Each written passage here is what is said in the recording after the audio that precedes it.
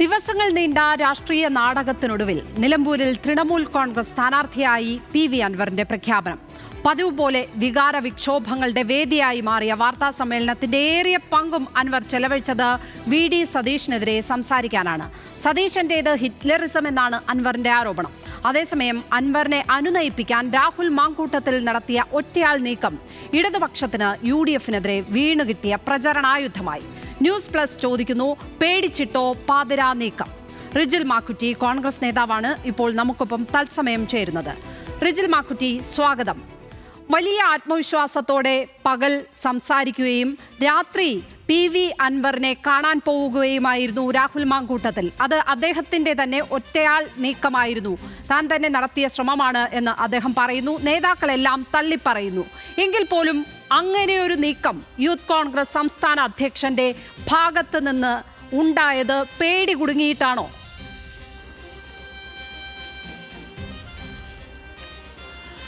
ശ്രീമതി ലക്ഷ്മി പത്മ, ഒരിക്കലും അത്തരത്തിലൊരു പേടിയും നിലമ്പൂരിനെ സംബന്ധിച്ചിടത്തോളം ഞങ്ങൾക്കില്ല. വളരെ ആത്മവിശ്വാസത്തോടു കൂടിയാണ് ഈ തെരഞ്ഞെടുപ്പിനെ ഞങ്ങൾ നേരിടുന്നത്. തീർച്ചയായിട്ടും ഇന്നലെ ശ്രീ രാഹുൽ മാങ്കൂട്ടത്തിൽ അവിടെ പോയത് എന്താണെന്ന് അദ്ദേഹം വിശദീകരിച്ചിട്ടുണ്ട്. UDF-ന്റെ ചെയർമാൻ എന്ന നിലയിൽ ബഹുമാനിയായ പ്രതിപക്ഷ നേതാവും KPCC അധ്യക്ഷനും ആ വിഷയത്തിനകത്ത് കൃത്യമായ നിലപാട് പറഞ്ഞിട്ടുണ്ട്. ഇത് പാർട്ടിയോ അല്ലെങ്കിൽ മുന്നണിയോ ആലോചിക്കാതെ അദ്ദേഹത്തിൻ്റെ സൗഹൃദമായ സന്ദർശനം എന്ന് മാത്രമാണ് അതിനകത്ത് കാണേണ്ടതായിട്ടുള്ളത്. ഒരു ഭയവും ഞങ്ങൾക്കില്ല. അങ്ങനെ ഭയപ്പെട്ട് മാറി നിൽക്കേണ്ട ഒരു സാഹചര്യം ഞങ്ങൾക്കില്ല. ഞങ്ങൾ പ്രതിരോധത്തിലല്ലോ. ഞങ്ങൾ വളരെ ആത്മവിശ്വാസത്തോടു കൂടിയാണ് ഈ തെരഞ്ഞെടുപ്പ് നേരിടാൻ പോകുന്നത്. കഴിഞ്ഞ ഉപതെരഞ്ഞെടുപ്പുകളെല്ലാം മിന്നും ജയമാണ് ഞങ്ങൾ നേടിയത്. കഴിഞ്ഞ പാർലമെൻറ്റ് തെരഞ്ഞെടുപ്പിൽ ഞങ്ങൾ നേടിയ വിജയം, അതോടെ വയനാട് ഉപതെരഞ്ഞെടുപ്പിൽ ഞങ്ങൾ നേടിയ വിജയം, ആ ഉപതെരഞ്ഞെടുപ്പിനകത്ത് ഉള്ള നിലമ്പൂർ നിയോജക മണ്ഡലത്തിൽ 63,000 വോട്ടിന് ലീഡ് ശ്രീമതി പ്രിയങ്ക ഗാന്ധിക്കുണ്ട്. അത്തരമുള്ള സാഹചര്യത്തിൽ എല്ലാ തരത്തിലും പ്രതിരോധത്തിൽ നിൽക്കുന്ന സർക്കാരിനെതിരായി വലിയ രൂപത്തെ ജനവികാരം ഈ നാട്ടിനകത്ത് ആളിക്കത്തുമ്പോൾ ഇപ്പം ഞങ്ങൾക്ക് എന്തിനാണ് ഭയം? ഞങ്ങൾക്ക് ആരെയാണ് ഭയം? ഞങ്ങൾക്ക് ഒരു ഭയവുമില്ല. വളരെ കൃത്യമായി 20,000-നും 25,000-നും ഇടയിലുള്ള വോട്ടിന് പ്രിയങ്കരനായ ശ്രീ ആര്യാട് ഷൗക്കത്ത് നിലമ്പൂരിൽ നിന്ന് വിജയിച്ച് നിയമസഭയിലെത്തും എന്ന സംബന്ധിച്ച് ഞങ്ങൾക്കൊരു തർക്കമില്ല. ആ നാട് ജനം മുഴുവൻ ആര്യാട് ഷൗക്കത്തെ സ്വീകരിച്ചിരിക്കുകയാണ്. ഈ നേതാക്കന്മാർ കൃത്യമായി നിലപാട് പറയുന്നു. വാർത്താ സമ്മേളനത്തിലുടനീളം പി.വി. അൻവർ വി.ഡി. സതീഷിനെതിരെ സംസാരിക്കുന്നു. അപ്പോഴും ഉത്തരവാദിത്തപ്പെട്ട പൊസിഷനിലിരിക്കുന്ന ഒരാൾ എന്ത് സൗഹൃദ സന്ദർശനമാണ് നടത്തുന്നത്?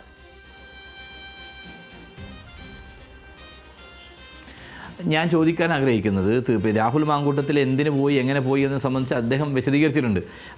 ശ്രീ പി.വി. അൻവർ രാജിവെക്കേണ്ട സാഹചര്യം എന്താ? ഈ ഇടതുപക്ഷത്തിൻ്റെ ഏറ്റവും ശക്തനായ വക്താവായി, കടന്നൽ രാജിയായി, അവരുടെ സൈബർ പോരാളികളുടെ ഏറ്റവും വലിയ തലതൊട്ടപ്പനായി പിണറായി വിജയനെ പിന്തുടരനായി കണ്ട ഈ പി.വി. അൻവർ എന്തിനാണ് അദ്ദേഹം രാജിവെച്ചത്? അതിൻ്റെ രാഷ്ട്രീയം എന്താണെന്ന് ഈ നാട്ടിലെ ജനങ്ങൾക്കറിയാം. കേരളത്തിലെ പിണറായി സർക്കാർ സംഘപരിവാറുമായി കൂടിച്ചേർന്ന് കേരളത്തിലെ ആഭ്യന്തര വകുപ്പിനെ RSSന് തീരെഴുതി കൊടുത്തു എന്ന് പറയുന്ന അദ്ദേഹത്തിൻ്റെ മുഖ്യമന്ത്രിയും കുടുംബവും ചേർന്ന് ഈ നാടിനെ RSSന് വേണ്ടി തീരെഴുതി കൊടുക്കുന്നു, അഴിമതിയുടെ കേന്ദ്രമായി കൊണ്ടിരിക്കുന്നു. അത്തരത്തിലുള്ള ഒരുപാട് കാര്യങ്ങൾ പറഞ്ഞുകൊണ്ടാണല്ലോ പി.വി. അൻവർ രാജിവെച്ചത്. തീർച്ചയായിട്ടും അദ്ദേഹം ഇടതുപക്ഷത്തിൻ്റെ MLA എന്ന നിലയിൽ അദ്ദേഹം രാജിവെച്ചു. ഞങ്ങളാരും അദ്ദേഹത്തോട് രാജിവെക്കാൻ പറഞ്ഞിട്ടില്ല. അദ്ദേഹത്തോട് ഇത്തരത്തിലുള്ള ആരോപണം ഉന്നയിക്കാൻ പറഞ്ഞിട്ട് അദ്ദേഹം സ്വയം തീരുമാനിച്ച് അദ്ദേഹം സ്വയം ബോധ്യത്തിൻ്റെ അടിസ്ഥാനത്തിലാണ് അത്തരം തീരുമാനമെടുത്തത്. തീർച്ചയായും ആ വിഷയങ്ങൾ കേരള നിയമസഭക്കകത്തും പുറത്തും അതിശക്തമായി ഉന്നയിക്കുന്നത് പ്രതിപക്ഷമായിരുന്നു. ഞങ്ങൾ ഉന്നയിച്ച കാര്യം തന്നെയാണ് അൻവർ ഉന്നയിച്ചത്. അപ്പോൾ സ്വാഭാവികമായി അൻവർ രാജിവെച്ചു. ഒരു ഇലക്ഷൻ വന്നു. ആ ഇലക്ഷൻ വന്നപ്പോൾ സ്വാഭാവികമായും ഇടതുപക്ഷത്തിനെതിരായി പിണറായിസത്തിനെതിരായിട്ടുള്ള പോരാട്ടത്തിന് കൂടെ നിൽക്കേണ്ട ആളാണ് അൻവർ. അപ്പോൾ അൻവർ നിൽക്കും എന്നുള്ളതാണ് ഞങ്ങളുടെ പ്രതീക്ഷ. പക്ഷേ അദ്ദേഹത്തിൻ്റെ ഡിമാൻഡുകളുണ്ട്. ആ ഡിമാൻഡുകളെല്ലാം തന്നെ അംഗീകരിച്ച് മുമ്പോട്ട് പോകാൻ സാധിക്കുന്ന ഒരു സാഹചര്യം UDF-ന് ഇല്ല എന്നുള്ളതാണ്. കോൺഗ്രസും മാത്രമല്ല, കേരളത്തിൽ മാത്രമല്ല UDF സംവിധാനം, രാജ്യത്ത് കോൺഗ്രസിനകത്ത് ഒരു ഓൾ ഇന്ത്യ പാർട്ടിയാണ് കോൺഗ്രസ്. ഇത് ഓരോ തരത്തിൽ മുന്നണിക്ക് എടുക്കുമ്പോഴും അതിൻ്റെതായ രൂപത്തിലുള്ള കാര്യങ്ങൾ ചർച്ച ചെയ്യപ്പെടേണ്ടതായിട്ടുണ്ട്. തീർച്ചയായിട്ടും ഒരു ദേശീയ പാർട്ടിയുമായി കൂടിച്ചേരുമ്പോൾ അല്ലെങ്കിൽ മുന്നണി സഖ്യമുണ്ടാക്കുമ്പോൾ അതിൻ്റേതായ ഒരുപാട് കാര്യങ്ങളുണ്ട്. ആ രൂപത്തിൽ മാത്രമേ ഞങ്ങൾക്ക് ചെയ്യാൻ പറ്റൂ. ആ കാര്യങ്ങൾ അദ്ദേഹത്തെ ബോധ്യപ്പെടുത്തിയിട്ടുണ്ട്. അദ്ദേഹത്തിന് ബോധ്യമായിട്ടില്ല. അദ്ദേഹത്തിന് ഇഷ്ടപ്പെട്ട സ്ഥാനാർത്ഥിയെ പ്രഖ്യാപിക്കണം അദ്ദേഹം പറഞ്ഞാൽ അത് നടക്കുന്ന കാര്യമല്ല. ഞങ്ങളുടെ UDF-നും കോൺഗ്രസിനും അതോടൊപ്പം തന്നെ അവിടെയുള്ള നേതൃത്വത്തിലുമെല്ലാം സ്വീകാര്യ സ്ഥാനാർത്ഥിയാണ് ശ്രീ ആര്യാട് ഷൗക്കത്ത്. അദ്ദേഹം അവിടുത്തെ മുനിസിപ്പൽ ചെയർമാനായിരുന്നു. അദ്ദേഹം ഞങ്ങളുടെ KPCC ജനറൽ സെക്രട്ടറിയാണ്. അദ്ദേഹം കേരളത്തിലെ കോൺഗ്രസിൻ്റെ സാംസ്കാരിക സംഘടനയുടെ ചെയർമാനായിരുന്നു. അങ്ങനെ എല്ലാ തലത്തിലും ബഹുമുഖമായ പ്രതിഭയായിട്ടുള്ള ഒരു സ്ഥാനാർത്ഥിയെ ഞങ്ങൾ പ്രഖ്യാപിച്ചു. സ്വാഭാവികമായും ആ സ്ഥാനാർത്ഥിക്ക് അനുകൂലമായി നിലപാട് സ്വീകരിക്കുക എന്നുള്ളതാണ് അൻവർ ചെയ്യേണ്ടത്. പക്ഷേ അൻവറിന് ആ കാര്യത്തിനകത്ത് അദ്ദേഹത്തിന് യുക്തമായ തീരുമാനം എടുക്കാൻ സാധിച്ചിട്ടില്ല.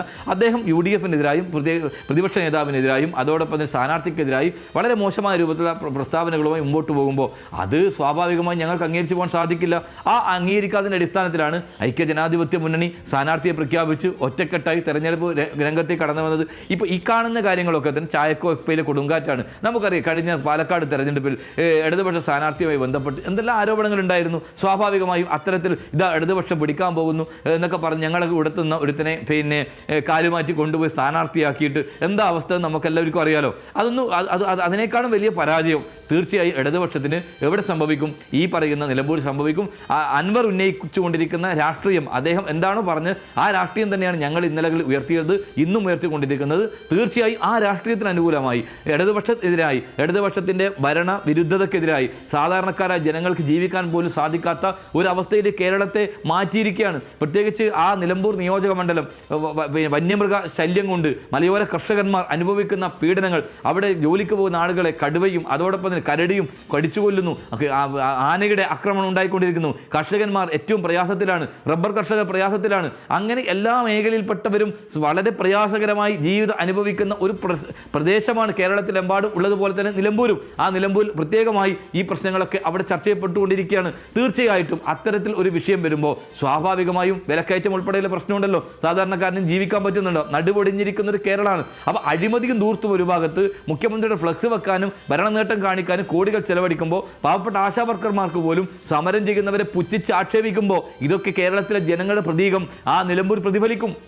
ആ പ്രതിഫലിക്കുന്നത് തീർച്ചയായും UDF-ന് അനുകൂലമായിട്ടാണ്, ഐക്യജനാധിപത്യ മുന്നണിക്ക് അനുകൂലമായിട്ടാണ്. ഞങ്ങളാണ് ഇവിടെ പ്രതിപക്ഷം. ആ പ്രതിപക്ഷത്തിന് അനുകൂലമായി ആ നാട് പ്രതികരിക്കുന്ന തെരഞ്ഞെടുപ്പാണ്. പിന്നെ ഞങ്ങൾക്ക് എന്തിനാണ് പ്രശ്നം? ഞങ്ങൾ അതുകൊണ്ട് തന്നെ തികഞ്ഞ ആത്മവിശ്വാസത്തോടുകൂടി ഏതെല്ലാം തരത്തിലുള്ള പ്രതികരണങ്ങൾ ആരൊക്കെ പറഞ്ഞാലും അതിനെയൊക്കെ അതിജീവിക്കാനുള്ള കെട്ടുറപ്പും സംഘടനാ സംവിധാനവും ഞങ്ങൾക്ക് നിലമ്പൂരിലുണ്ട്, UDF-നുണ്ട്. ഇവിടെ പറഞ്ഞതുപോലെ തൃക്കാക്കരയേക്കാളും അത് പാലക്കാടിനേക്കാളും എല്ലാം സംഘടനാപരമായി ശക്തിയുള്ള ഒരു മണ്ഡലമാണ് നിലമ്പൂർ. ഇപ്പോൾ ഏതായാലും നിലമ്പൂരിൽ സമയമില്ലാത്ത അവസ്ഥയിൽ കാര്യങ്ങൾ അൻവർ അപഹരിക്കുന്നതാണ് കാണുന്നത്. നേതാക്കന്മാരുടെ മുന്നിലേക്ക് മൈക്ക് വെച്ചാൽ മാധ്യമപ്രവർത്തകർക്ക് ചോദിക്കാനാണെങ്കിലും അവിടെ അൻവറിന്റെ വിഷയമാണ് ഏറ്റവും കൂടുതലായി നിൽക്കുന്നത്. കാരണം ആ മണ്ഡലത്തിലെ ഏറ്റവും ഒരു നീറുന്ന രാഷ്ട്രീയ പ്രശ്നമായിരിക്കുമല്ലോ ആദ്യം ചോദിക്കുക. അത്തരത്തിൽ സർക്കാരിനെതിരായ വിഷയങ്ങളോ പ്രചരണ ആയുധമോ വളരെ കൃത്യമായി ഉയർത്താൻ അവിടെ UDF-ന് കഴിയാതെ പോകുന്ന ഒരു അവസ്ഥയുണ്ടോ? അതിനിടയിലാണ് യൂത്ത് കോൺഗ്രസിന്റെ സംസ്ഥാന അധ്യക്ഷൻ തന്നെ ഇങ്ങനെ മുറിവേറ്റ് നിൽക്കുന്ന, യുദ്ധം പ്രഖ്യാപിച്ചു നിൽക്കുന്ന PV അൻവറിന്റെ വീട്ടിലേക്ക് രാത്രി ചെന്ന് കയറിക്കൊടുക്കുന്നത്. അപ്പോഴാണ് ഇടതുപക്ഷത്തിന് കൃത്യമായ ഒരു പ്രചരണ ആയുധം കിട്ടുകയാണ്. ഇതാ കണ്ടില്ലേ, പകൽ ഒരു തരത്തിൽ പറയുന്നു, രാത്രി മറ്റൊരു തരത്തിൽ, തീരെ ആത്മവിശ്വാസമില്ലാതെ കാലു പിടിക്കാൻ പോകുന്നു എന്ന് പറയുന്നത്. അത് കൃത്യമായ വിഷയങ്ങളിൽ നിന്ന് ഉള്ള ഒരു തെന്നിമാറലല്ലേ? അതിന് ഇട നൽകുന്ന വിഷയങ്ങൾ UDF-ന്റെ ഭാഗത്ത് നിന്ന്, കോൺഗ്രസിന്റെ ഭാഗത്ത് നിന്ന് ഉണ്ടാകുന്നു എന്ന വിമർശനം ഉയർത്തിയാൽ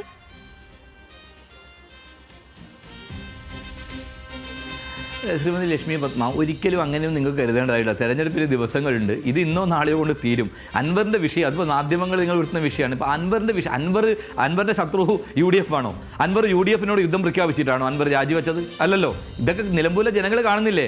എന്താ വിഷയമെന്ന് ഈ നാട്ടിലെ ജനങ്ങൾക്ക് അറിയാലോ. ഞങ്ങൾ ആരെങ്കിലും അൻവറോട് രാജിവെക്കണം എന്ന് പറഞ്ഞിട്ടുണ്ടോ? അല്ലെങ്കിൽ ഇതുമായി ബന്ധപ്പെട്ട് ഇത്തരം കാര്യങ്ങൾ ഉന്നയിക്കണം ആവശ്യപ്പെട്ടിട്ടുണ്ടോ? അൻവർ ഉന്നയിച്ച വിഷയം പിണറായിസത്തിനെതിരെയാണ്. ആ പിണറായിസത്തിനെതിരെയാണ് ഞങ്ങൾ പോരാടുന്നത്. ആ പിണറായിസത്തോട് പോരാടി തന്നെയാണ് പാലക്കാടൊക്കെ ഞങ്ങൾ ജയിച്ചത്. അവിടെ ചേലക്കരയിൽ വലിയ ഭൂരിപക്ഷം കുറച്ചു കൊണ്ടുവരാൻ രാഷ്ട്രീയ സാഹചര്യം ഉണ്ടായത്. ഈ പറയുന്ന ഉപതെരഞ്ഞെടുപ്പിൽ 63,000 വോട്ട് നിലമ്പൂരിൽ നേടിയത്, പുതുപ്പള്ളിയിൽ തൃക്കാക്കരയിൽ ഞങ്ങൾ നേടിയ ഉജ്ജ്വലമായ വിജയം, ഇതൊക്കെ പിണറായി വിസത്തിനോട് എതിരെ പോരാടി തന്നെയാണ്. അതുകൊണ്ട് ആ രാഷ്ട്രീയം തന്നെയാണ് ഞങ്ങൾ അവിടെ പറയുക. ഇപ്പം ഇന്നോ നാളെയോ കൊണ്ട് ഇതങ്ങ് തീരാൻ പോകുന്നു. ഇനി അൻവർ മത്സരിക്കട്ടെ, അൻവർ UDF-നെതിരായിട്ടാണ് പറഞ്ഞോട്ടെ, ഞങ്ങൾക്ക് എന്താ പ്രശ്നം? അദ്ദേഹം പറഞ്ഞോട്ടെ. അദ്ദേഹത്തിൻ്റെ രാഷ്ട്രീയം എന്താണെന്നെങ്കിൽ ആ നിലമ്പൂരുകാർ മനസ്സിലാക്കുമല്ലോ. ആ ജനങ്ങൾ ആരും വിഡ്ഢികളൊന്നുമല്ലോ. അവർക്കൊക്കെ ബോധ്യമുള്ളവരും കൃത്യമായി തിരിച്ചറിവുള്ളവരും രാഷ്ട്രീയം ചർച്ച ചെയ്യപ്പെടുന്നവരും രാഷ്ട്രീയപരമായി ഏറെ ബോധ്യമുള്ള ഒരു മണ്ണല്ലേ നിലമ്പൂരിൻ്റെ മണ്ണ്. ആ മണ്ണിനകത്ത് സ്വാഭാവികമായി ചർച്ച ചെയ്യപ്പെട്ടെ. ആ ചർച്ച ചെയ്യപ്പെടുമ്പോൾ അൻവറിൻ്റെ വിഷയമായാലും അതോടൊപ്പം എന്ത് വിഷയമോ ചർച്ച ചെയ്യാൻ ഞങ്ങൾക്കൊരു മടിയുമില്ല. അതൊക്കെ ജനങ്ങളോട് പറയാനുള്ള കരുത്ത് ഞങ്ങൾക്കുണ്ട്. പിന്നെ നിങ്ങൾ സൂചിപ്പിച്ചതുപോലെ രാഹുൽ മാങ്കൂട്ടം പോയതുമായി ബന്ധപ്പെട്ട് രാഹുൽ പറഞ്ഞിട്ടുണ്ട്, പ്രതിപക്ഷ നേതാവ് ഇന്ന് പറഞ്ഞിട്ടുണ്ട്, പാർട്ടിയുടെയോ അല്ലെങ്കിൽ മുന്നണിയുടെ തീരുമാനപ്രകാരമല്ല KPCC അധ്യക്ഷൻ പറഞ്ഞു സൗഹൃദമായ ഒരു സംഭാഷണമാണ് അത് നടത്തിയിട്ടുണ്ട്. രാഹുൽ അതുമായി ബന്ധപ്പെട്ട കാര്യങ്ങൾ പറഞ്ഞിട്ടുണ്ട്. അതിനപ്പുറത്തേക്ക് അതിനകത്ത് നിങ്ങളൊന്നും കാണേണ്ടതായിട്ടില്ല. ഞങ്ങൾക്ക് അങ്ങനെ പേടിയോ ഭയമൊന്നുമില്ല. അങ്ങനെയെങ്കിൽ ഇത്തരത്തിലുള്ള ഒരു കാര്യങ്ങൾ തീരുമാനിക്കേണ്ട ആവശ്യമുണ്ടോ? ആ രൂപത്തിലേക്ക് ഒരു UDF ഒരു തീരുമാനം എടുക്കേണ്ട ആവശ്യമുണ്ടോ? ബഹുമാനായ ശ്രീ കുഞ്ഞാലിക്കുട്ടി സാഹിബ് എന്ന് പറഞ്ഞല്ലോ, അതൊക്കെ അടഞ്ഞ അധ്യായമായി എന്ന് പറഞ്ഞിരിക്കുന്നു. ഇനി അൻവറിന്റെ വഴി, UDFന്റെ വഴി, ആ വഴിയിൽ ഞങ്ങൾ മുമ്പോട്ട് പോകും. ഞങ്ങൾക്കൊരു പ്രശ്നവുമില്ല, ഞങ്ങൾക്കൊരു ഭയവുമില്ല. ഞങ്ങൾക്ക് ഒരു തരത്തിൽ ഞങ്ങൾക്ക് ഭയമുള്ള ജനങ്ങളെയാണ്. ആ ജനങ്ങളുടെ മുമ്പിൽ ഈ സർക്കാരിനെ തുറന്നു കാണിക്കുന്ന എല്ലാ കാര്യങ്ങളും ഞങ്ങൾ അവതരിപ്പിക്കും. ആ ജനത്തിന്റെ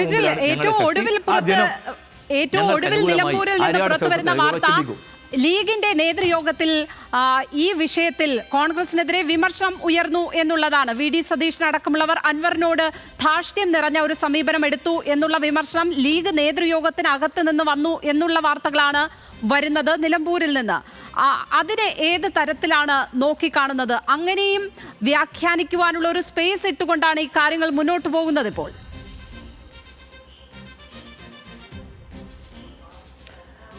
ഒരിക്കലും അങ്ങനെ. ഇപ്പോൾ ലീഗിൻ്റെ നേതൃത്വ യോഗത്തിനകത്തിരുന്ന തീരുമാനം നിങ്ങൾ അറിഞ്ഞിട്ടുണ്ടോ? നിങ്ങളോട് പറഞ്ഞിട്ടുണ്ടോ? ഇതൊക്കെ നിങ്ങൾ മാധ്യമങ്ങൾ ഉണ്ടാക്കുന്ന വാർത്തയല്ലേ?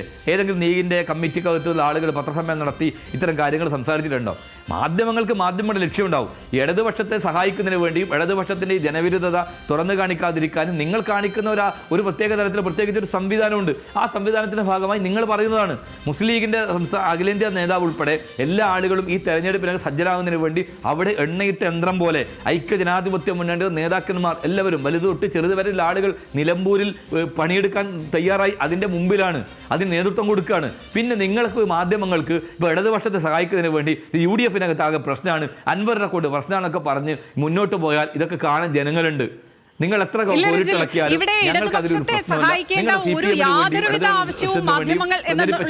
പ്രത്യേകിച്ചും ഈ മാധ്യമ സ്ഥാപനത്തെ സംബന്ധിച്ചിടത്തോളം അങ്ങനെ ഒരു ഉദ്ദേശ ലക്ഷ്യമില്ല, അത് വ്യക്തമാക്കുകയാണ്. പക്ഷേ ഈ വിധം ചർച്ചകൾ വന്നതിനെ കുറിച്ച് നമുക്ക് ചോദിക്കാതിരിക്കാൻ പറ്റില്ലല്ലോ, അതുകൊണ്ട് ചോദിക്കുന്നതാണ്. മാത്രമല്ല പിണറായിസത്തിനെതിരെ പറഞ്ഞ് രാജിവെച്ചിറങ്ങിയ PV അൻവറിനിപ്പോൾ VD സതീശനെതിരെ പറഞ്ഞിട്ട് സമയമില്ല എന്നുള്ള അവസ്ഥയായിരിക്കുകയാണ്. വാർത്താ സമ്മേളനത്തിലൊക്കെ ഏറിയ പങ്കും VD സതീശനെ കുറ്റം പറയാനാണ് PV അൻവർ സമയം കണ്ടെത്തുന്നത് എന്നുള്ളതാണ്. അദ്ദേഹത്തെ ഹിറ്റ്ലർ എന്നാണ്, ഏകാധിപതിയെ പോലെ പെരുമാറുന്നു എന്നാണ് അദ്ദേഹം വിശേഷിപ്പിക്കുന്നത്. അപ്പോൾ ഈ നേരത്തെ പറഞ്ഞ അദ്ദേഹം ഉയർത്തിയ ഈ പിണറായിസത്തിനെതിരായ ആരോപണങ്ങൾ അവിടെ ശക്തമല്ല ഇപ്പോൾ. അത് M സ്വരാജിനെ പോലെ ഒരു സ്ഥാനാർത്ഥി അപ്പുറത്ത് നിൽക്കുമ്പോൾ PV അൻവർ അങ്ങനെ ഒരു നിലപാടെടുക്കുന്നത് UDFന്റെ വോട്ട് ബാങ്കുകളെയല്ലേ ബാധിക്കുക എന്നുള്ള ചോദ്യമാണ് ഉയർത്തുന്നത്.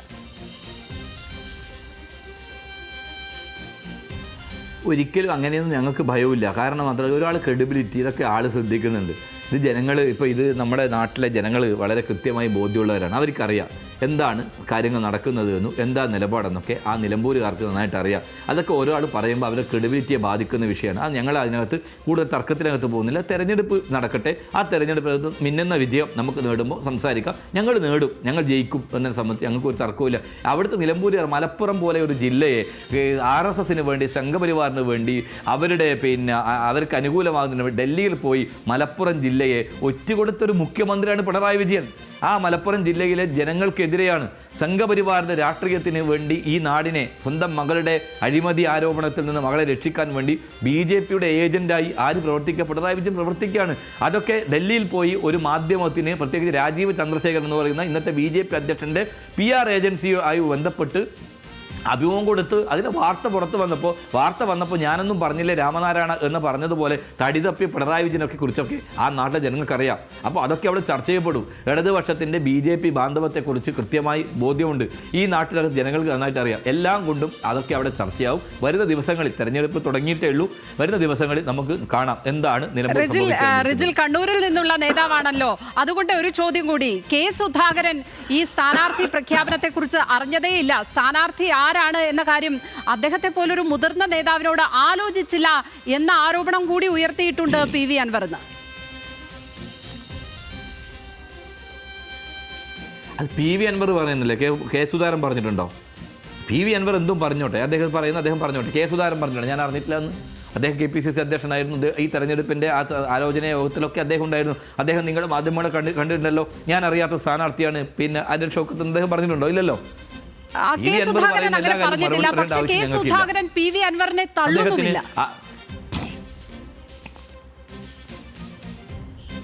അല്ല, PV അൻവറിനെ സ്വാഭാവികമായും ആ ഘട്ടത്തിൽ UDF-മായി സഹകരിക്കും എന്ന രൂപത്തിൽ അദ്ദേഹം സഹകരിക്കണം എന്നുള്ള നിലപാട് ഇപ്പോഴത്തെ പിണറായി നേരെ പോരാട്ടമാണ്. അപ്പോൾ സ്വാഭാവികമായി അയാൾ രാജിവെച്ച് നിൽക്കുകയാണ്. അപ്പോൾ അയാളെ സഹകരിപ്പിക്കുക എന്ന തീരുമാനം എടുത്തിട്ടുണ്ട്. സ്വാഭാവികം ആ സ്ഥാനാർത്ഥി നിർണയവുമായി ബന്ധപ്പെട്ട് ഞങ്ങളുടെ സ്ഥാനാർത്ഥിക്കെതിരെ കടുത്ത ആരോപണമാണ് അദ്ദേഹം ഉന്നയിച്ചത്. സ്വാഭാവികമായും അത്തരം ഉന്നയിച്ച ഘട്ടത്തിൽ അദ്ദേഹത്തെ ചേർത്ത് നിൽക്കാൻ സാധിക്കാത്ത സാഹചര്യം ഉണ്ടായി. ഇന്നലെ അദ്ദേഹം പറഞ്ഞല്ലോ, എന്താ ഒരിക്കൽ സ്ഥാനാർത്ഥി നിങ്ങൾ പ്രഖ്യാപിച്ച സ്ഥാനാർത്ഥിക്കെതിരായി അൻവർ പറഞ്ഞ കാര്യം ശരിയല്ല എന്ന് പറഞ്ഞിട്ടുണ്ടല്ലോ. സ്വാഭാവികമായി ആ പറഞ്ഞ കാര്യം എൻ്റെ ക്ലോസ് ആയി. അങ്ങനെ പിൻവലിക്കാൻ ആ പ്രതിപക്ഷ നേതാവ് പറഞ്ഞു എനിക്കെതിരെ പറഞ്ഞത് ഞങ്ങൾക്ക് പ്രശ്നമില്ല, സ്ഥാനാർത്ഥിയെക്കുറിച്ച കാര്യത്തിന് അദ്ദേഹം മാപ്പ് പറയണം, ഖേദം പ്രകടിപ്പിക്കണം. എന്നാൽ നമുക്ക് ആലോചിക്കാം, സ്വാഭാവികമായും കേരളത്തിലെ കോൺഗ്രസിൻ്റെയും UDF പ്രവർത്തകന്മാരുടെയൊക്കെ വികാരം അതാണ്. ആ വികാരത്തിന് അനുകൂലമായല്ല അദ്ദേഹം സംസാരിക്കുന്നത്. അദ്ദേഹം സംസാരിക്കട്ടെ, അദ്ദേഹം സംസാരിച്ച് കാര്യങ്ങൾ മുമ്പോട്ട് പോകട്ടെ, അദ്ദേഹത്തിൻ്റെ രാഷ്ട്രീയം പറയട്ടെ. ഞങ്ങളുടെ രാഷ്ട്രീയവുമായി മുന്നോട്ട് പോകും. ഞങ്ങളുടെ രാഷ്ട്രീയം ഈ രാജ്യത്തെ RSSന് സംഘപരിവാറിനും കേരളത്തെ ഒറ്റുകൊടുക്കാൻ നോക്കുന്ന പിണറായി വിജയൻ്റെ രാഷ്ട്രീയത്തെ, അഴിമതിയെ, അതോടെ സ്വജനപക്ഷപാതത്തെ, ഈ നാടിൻ്റെ ആഭ്യന്തര വകുപ്പിനെ ഉപയോഗിച്ചുകൊണ്ട് RSS അനുകൂലമായി നിലപാടെടുക്കുന്ന രാഷ്ട്രീയത്തെ മുഴുവൻ ഞങ്ങൾ തുറന്നു കാണിക്കും. അതുതന്നെയാണ് നിലമ്പൂരിൻ്റെ മണ്ണിൽ ഉണ്ടാകാൻ പോകുന്ന രാഷ്ട്രീയം. നന്ദി ശ്രീ റിജിൽ മാക്കുറ്റി. ഈ ഘട്ടത്തിൽ ചർച്ചയ്ക്കെത്തിയതിന് വളരെയധികം നന്ദി.